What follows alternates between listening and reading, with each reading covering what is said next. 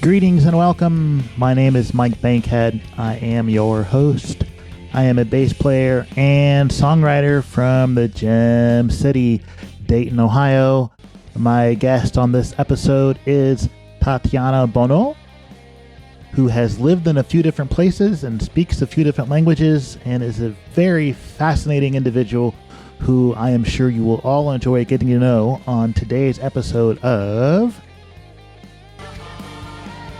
the You Could Be My Aramis podcast. This episode is brought to you by my new single, Latent, which was released a week ago on Tuesday, April 25th.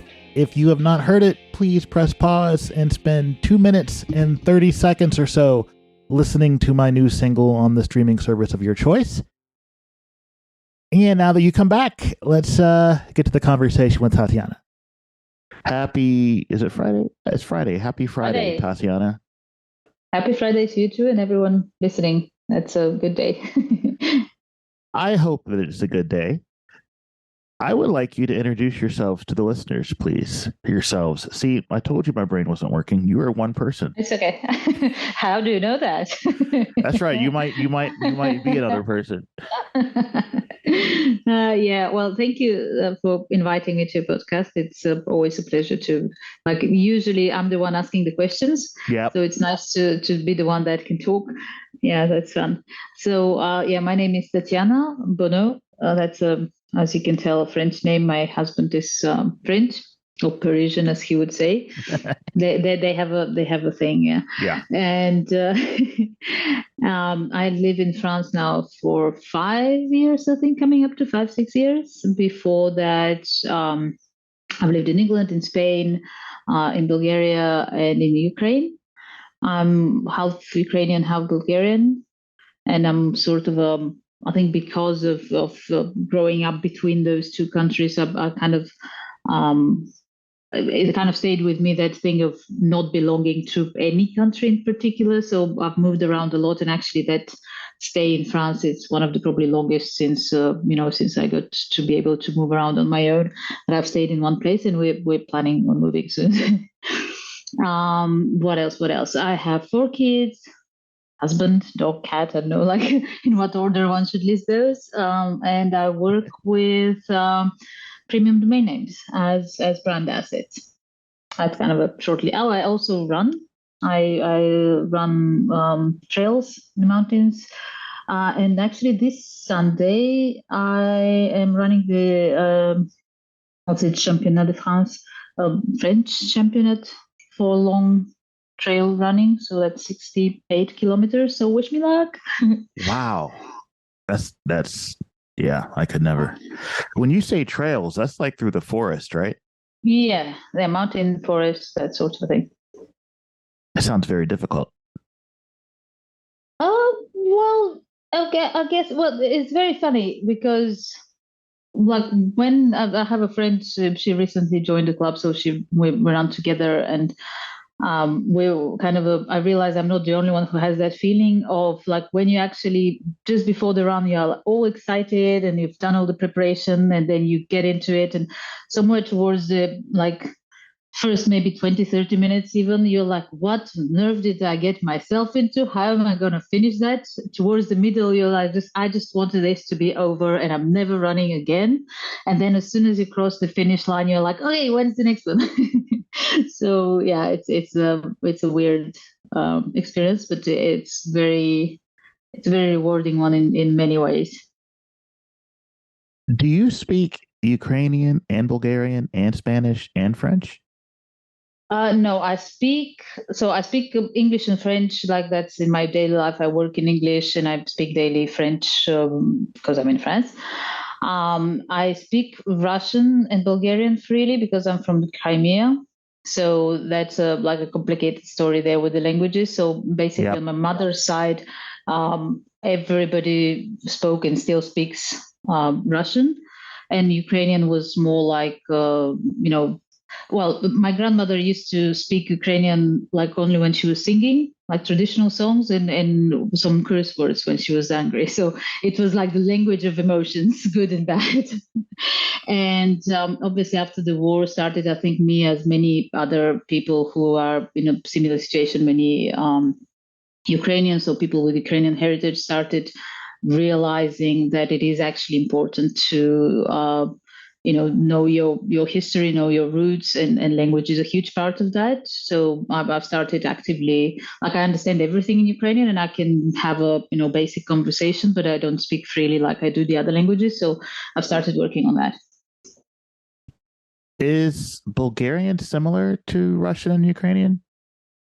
Yeah, well, all Slavic languages, they have a lot of words in common. And actually, it's a very funny thing that it's a common misconception that they're all the Slavic languages are closer to Russian, but like as you start going deeper into it, like Bulgarian and Ukrainian are actually a lot more similar than Bulgarian Russian or Ukrainian Russian.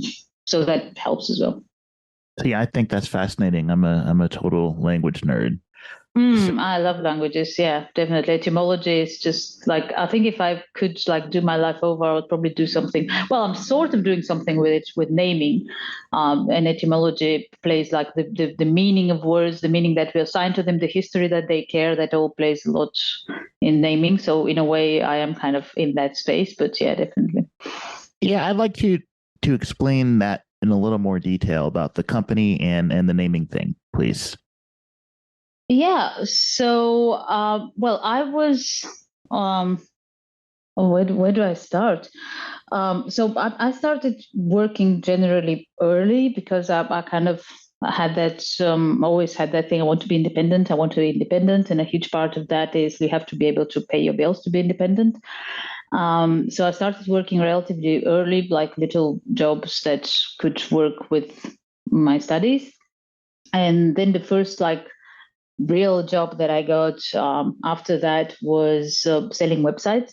So it was like a call center. We would call people in England primarily and sell them websites. So then after that, that kind of evolved. I had my own business for developing and selling websites and software in England as well, and I worked in that space for quite some time. I guess probably I don't know 7 8 years maybe. And then I kind of realized that I'm more liking and more interested, find more exciting the marketing side of things, not just the technical, building the websites and software. And also that got really like 15 years ago maybe it was like you are a web developer and you do websites and software, and then that broke down into so many different specialized professions that like unless you're really into it, it's just not something that you would have fun doing, or at least me. So yeah, I got more into I realized I like more the marketing and branding side of it. And then about 5 years ago, I think I had a client who had some premium domain names, and it just made me discover like we were doing presentation for those names, like the landing page, the uh, different services related to that, and made me just discover domain names in a whole different light. Because before that, I was like many people do that now, aware of domains just from the technical side of it. So you want to have a website, you want to have an email, a company email, you have to have a domain name. And you go and you check what's available, you get it for $10, and that's it. You set it up. So I knew all of that side, but I've never thought of domain names as like a huge part of naming and branding effort. So that was kind of the new and latest phase of what I do. And that's how Mark Upgrade started, and smartbranding.com, where you were our guest in our podcast, where that was the other realization that I realized I'm not the only one. There's so many people who deal with domain names and depend on their business depends on domain names, but they don't realize the importance of those, that they don't have domain strategies, etc., etc. So smart branding was launched to help with that. So we work a lot on curating and creating creating content and doing research and generally helping people to understand better the importance of naming and domain strategy. That's really very granular as far as detail, and the kind of thing that if you're not in that business, you might forget. And then when you think about it, you're like, oh, yeah, that is something that everybody who has a business needs to do. Yeah, absolutely. Where's most of your client base located these days? I mean, because you can work globally, of course. Yeah. Oh, yeah, definitely. Well, most, I would say, US, English speaking countries, but I have to say, like in the past 5, 6 years, definitely have seen growing interest for premium domain names and generally awareness of those as brand assets in different parts of the world, like Europe, Asia, Australia as well. So it like still the majority is US based, but that's I guess kind of when we're talking about like unicorns and startups and everything, you get the feeling that like there's US and there's the rest of the world. So it's a bit the same, but definitely there's a tendency to see more and more startups from just all over the world paying attention to those things. All right, so now we're going to talk about not business related stuff, so we can relax. So I'm a musician, which means that obviously music is really important to me. But everyone listens to music. So I have to ask you, what kind of music do you listen to these days? Do you listen when you run? Does it help you keep pace? Definitely. Yeah, definitely.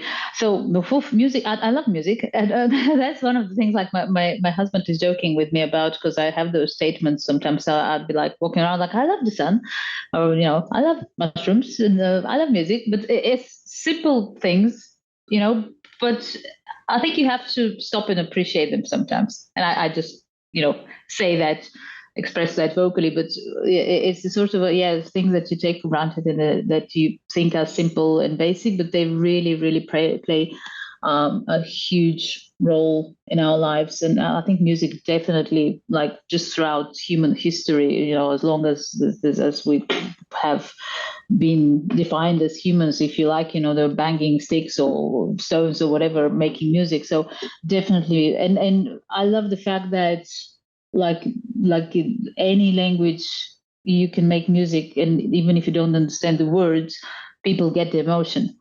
So it's a really like boundless, that's the word, mean of communication um and expression. So yeah, definitely. In terms of types of music, I've had different types of music throughout my life that I listen to and sometimes goes back to. So I'm actually like I have that thing where I look at people who have one style and one preference and stick to it all their life. I look at them like some aliens. I'm like, how do you do that? Like almost, I have a lot of respect for that, but I cannot. I'm like, there's so many different styles and like throughout time and space and languages and all of it. So it does change. I listen to, I don't think there's, a type of music that I would say there's not something that I like or some piece or some, performer that I like in that style. And I'm always curious to find new different styles. And for running, yeah, definitely listen to music. I've heard some opinions that you shouldn't because, in a way, like, what if you have to run one day without the music and it kind of ruins your motivation? Then you have to try and self motivate yourself, that sort of a thing. But no, I have my headphones. I run with, I have special headphones that allow me to hear things from around as well. So because there's cars and people are saying don't run that way, and you have to be aware of that. But yeah, definitely listen to music, and it helps a lot actually. When we were talking about long distance, like definitely, I think you can just go crazy if you don't have music, or you end up just playing it in your head on your own. So yeah. Think back as far as you can remember to your childhood. What was the first song that you can remember hearing in your life? Oh, it's a lullaby sung by my granddad. What language did he sing it to you in? Russian. And it's well, I can even sing it, but that would be a bit silly. But it's basically very, very common, like all the babies hear that song, and it's a lullaby that says, "Don't lay on the side of the bed because the uh, wolf will come and bite you." Basically, lay in the middle so your feet are warm. That's kind of scary a little bit. I know. Now, when you think about it, I think as you get older, you realize the sort of things we tell children, like their poor heads. Like I had, like my other grandmother on Bulgarian side, she always used to say, "Don't go in the basement. They're mice and they'll eat your ears." And like now, I'm thinking about it. What? But yeah, that sort of stuff. I like that. That's you're the first person to tell me a Russian lullaby. So, Yeah, yeah, always learning. what did your childhood smell like growing up in Crimea? Oof, what's it called? Green spice. Cardamom? Ah, no, no, no. It's Hold on. Let me just Comment ça s'appelle en français? Lanet, Anet. Hold Anise? on. Yeah, I think it's that. I'm just translating it. Dill. Dill. Okay. No, Yeah, so not. that's it. Yeah. Did you grow some in your family garden? Is that why? There was, yeah, it was, there was always some growing, like almost like in the wild. There was like, I guess somebody sometime planted it there, but it was always there in the garden of my grandmother. And it was used oftentimes, it still is like there's a lot of Ukrainian national dishes that you always have dill and And garlic, actually, I would say. But yeah, dill still like whenever I smell dill, that's like really strong memory of childhood. my wife makes pickles with that. Yeah, yeah, there you go. Definitely. Yeah, She uh pickles. she likes to make them at home homemade because it's Mm. better homemade. I mean, obviously buying it is convenient, but tastes better when you Oh make it yeah, yourself. that must be good. Yeah. Very So cool. from having one, I'm a language nerd. Two, I'm a geography nerd because I'm fascinated by countries and places I've not been, and even places Mm. I have been. Like I love France, and I've been to France a lot. But I'm also really into different food that people eat, and you've lived in a lot of places. So, Mm. from all the places you've lived, what are your favorite things to eat? Give me like a top three. Oof. It has to be a dish, like not just like a Yeah, cooking. Just you can't just say cheese because in France there's 400 kinds of cheese. cheese. That's Oh that's yeah, not fair. Yeah, definitely. so I yeah. yeah, Way. but Oh, be cheese. Yeah, but I specific. love them all. You love them all? Yeah, I love cheese. I love I cheese was. too, but I don't love them all. Oh dear. No, I can eat cheese forever. That was like a funny thing when I started running and I started to, paying a bit more attention as to, what I'm eating and all of that and my weight and all that, those things that play into performance. And my husband was like, "You need to slow down on the cheese and wine." And I'm like, "No, no, just tell me how much more do I have to run so I can keep the cheese and wine," which is probably why I'm running 68 kilometers. It's just I don't even like driving 68 kilometers, let alone doing it on foot. So what's your favorite cheese? Oof. No, I love them all. Honestly, I don't think like I love when you make a plate for like with different cheeses. Is that the plural of cheeses? Cheeses. Yeah, there you go. Yeah, yeah, definitely. I like yeah, no, I like them all. What else do I like? My My husband cooks really well, so I'm like whenever he cooks, I'm just happy to eat anything. It's just always good. I don't think I don't know if I have like some really top dish. I just like good food. my favorite cheese is Roquefort. So now you Okay, know. there you go. Love it. Uh, a long time ago, you could not get Roquefort in the United States. but Oh now you yeah. can. Yeah, like when I was, when I was much younger. Well, I think you There's can you couldn't transport it, so Well, you someone definitely was. cannot transport it yourself. Yeah, They'll take it yeah, from you at the border. But yeah, we yeah. have stores, like a regular stores actually carry Oh, French Roquefort now, which when I was oh like yeah. 25 did not happen. Oh, Let's yeah. see. That's cool. You live in Spain. What part of Spain did you live in? Marbella. I've never been there. How's your Spanish? Bad, non-existent. I can ask for a beer. I mean, that's That's about it. that's the first thing that you should learn in any language. Yeah. Like I can No, say, but the problem was that it's a very tourist place. So, like with English and Russian, those two languages, like there was always somebody speaking one or the other. So even when I was trying to like learn some Spanish and speak some Spanish, they would catch that I'm struggling and they would immediately start talking English. So uh, I'd like, yeah, I never got to learn any Spanish really. and you Well, didn't I even can put have, it. and you didn't even have to say "Adin piva, pajalsta," right? Yeah, I didn't even have to do that. No. Did you have a favorite food in Spain of what you discovered Paella. there? I'm so jealous. Yeah. I haven't had a good paella since the last time I was in Spain. Yeah, well, that's yeah. Well, here I'm in Nice now in France, so we it's not bad here as well. Yeah, fresh seafood too, because you have the Mm, Mediterranean right there. yeah. How about growing up? What were some of your favorite foods that your family would make? Oof, borscht definitely. That's That's like super a super given. Russian Ukrainian. Yeah, and my husband actually learned how to do it. Nice. So like he's making a really good borscht now. Like even my mom when she last visited, she tried it and she was like, okay, so I can't even make that anymore. So because his is better. It's like yay. What else?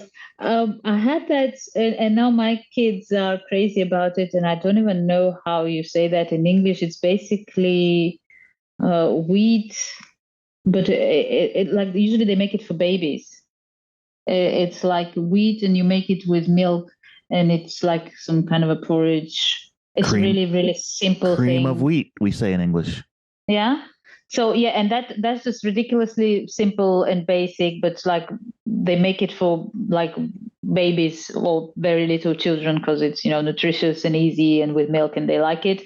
So I could eat that still anytime, and my kids are always like same, and it's just very funny because like nobody else here likes that, but they're always like, "Mommy, can you make that for breakfast?" I'm like, yeah, okay.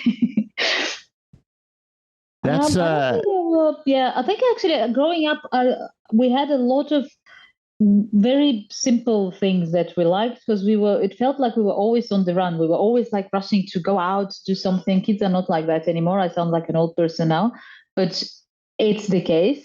Like we were always like you run in and you get a piece of bread, with the tomato and cheese, and you run out, and that was like amazing. That's just simple fresh stuff off the garden. That was like really cool. it's amazing how delicious simple things can be Yeah, if you do it yeah, right. definitely. Yeah, I was talking with my friends earlier. I don't know why we ended up. Oh, she's doing some program like coaching for rediscovering herself. The stuff we do when we have a midlife crisis. Yeah, I'm And having one right now, so yeah, I get there it. we go. And she's doing that, and she had some conversation related to that about childhood, and we ended up talking about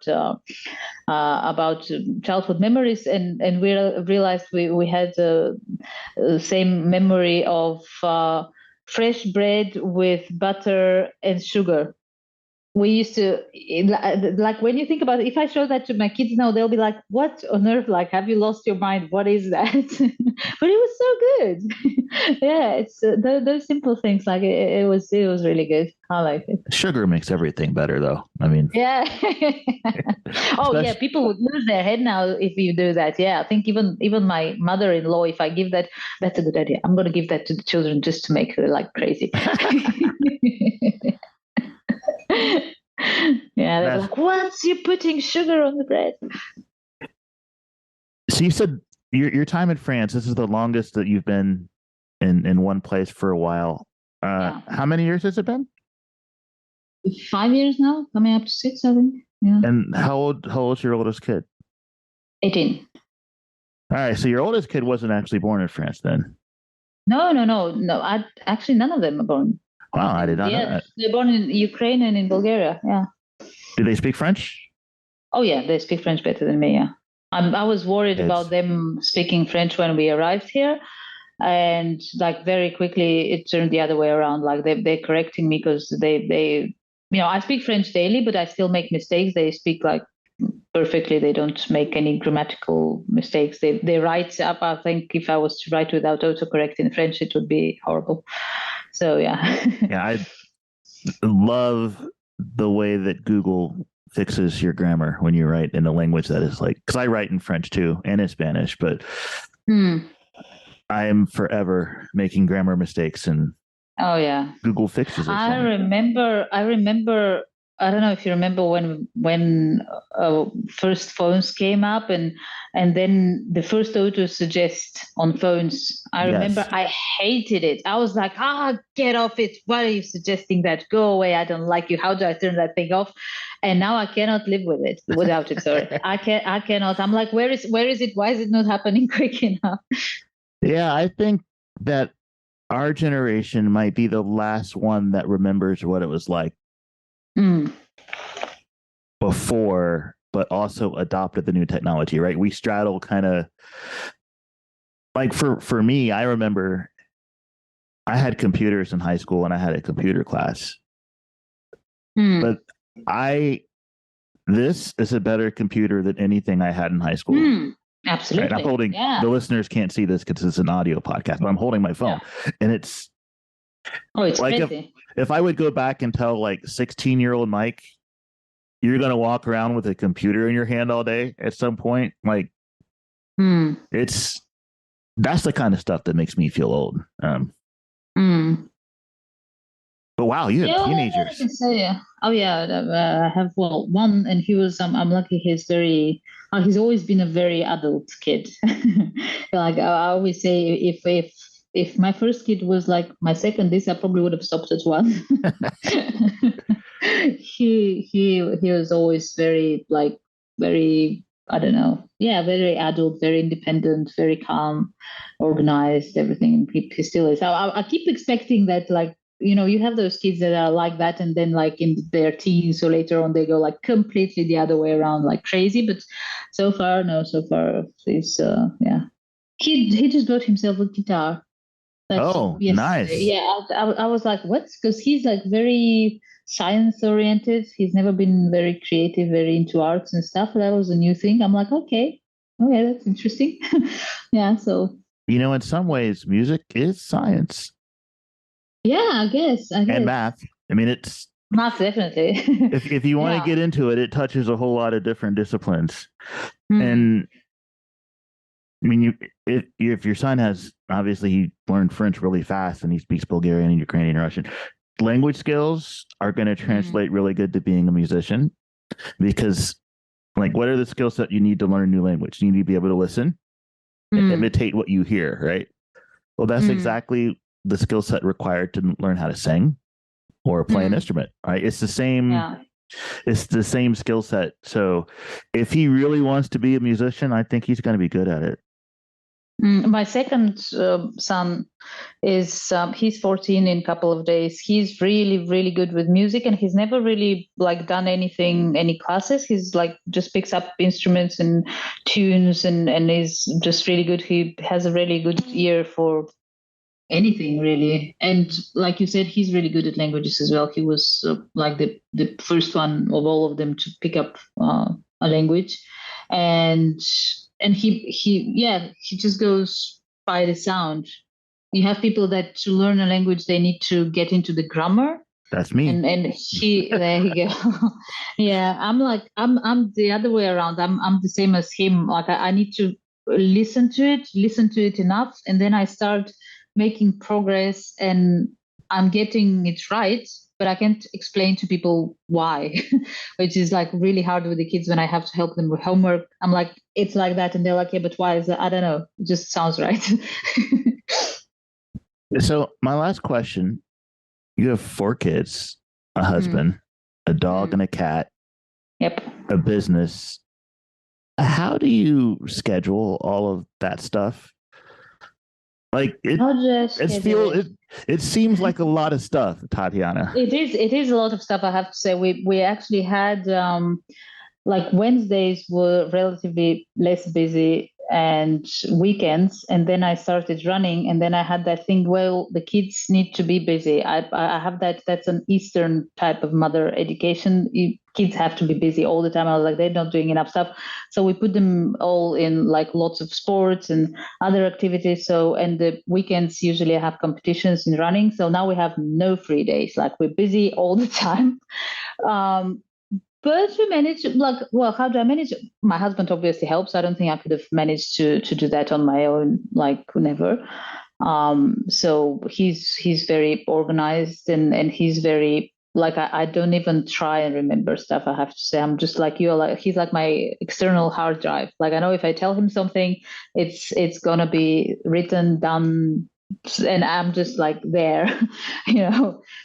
So I think it's a yeah, managing stuff, dividing tasks, having that balance of communication, and also doing stuff that you like. I think helps. Like I love my job, I love my kids, my husband. Like, and also I think it's important also to take away things that you don't like and that stop you. I think we oftentimes we don't realize that we carry, figuratively speaking, and also even like in the literal sense of the word, a lot of things and a lot of people that don't really benefit us in any way and stop us from having that space to actually do what is good for us and for the people we love. I'm impressed. I wouldn't be able to do it. So listeners, you can go look into Tatiana's company at smartbranding.com. Anywhere else I should send the listeners if they want to connect with you or any of your businesses? Well, we have markupgrade.com as well. Those two kind of complement each other.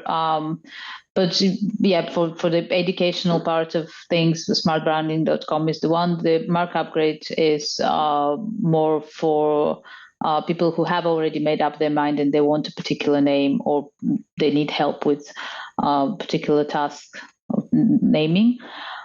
What else? I'm on LinkedIn, and on the other social networks, I'm not that active. Like I am on Instagram and Twitter, I think, and Facebook, but yeah, mainly on LinkedIn. Tatiana Bonneau, easily findable.